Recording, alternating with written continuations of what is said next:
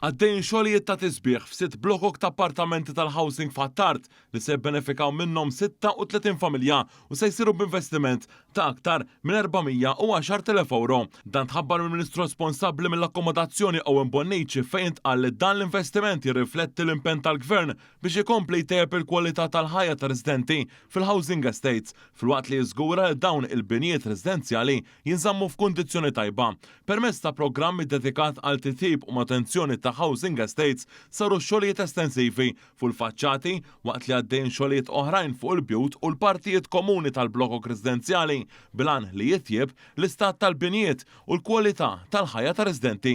Fost ix-xogħlijiet li saru f'dawn il-blokok f'Attart hemm l-invjar u t-tindif tal-ġebel fil-faċċati, il-ftuħ tal-fili u t-tikħejl, it-tiswija tal-konkos tal-galleriji tikħejl u zeba kif ukoll l-installazzjoni ta' vent covers. Ix-xogħlijiet tal-faċċati bdew fażijiet differenti fi frar u mistennija jkunu lesti f'Awwissu li ġej. Dan huwa kollu xogħol li qed nagħmlu sabiex nassiguraw li n-nies li jgħixu fil-housing units igawdu minn kwalità ta' ħajja aħjar.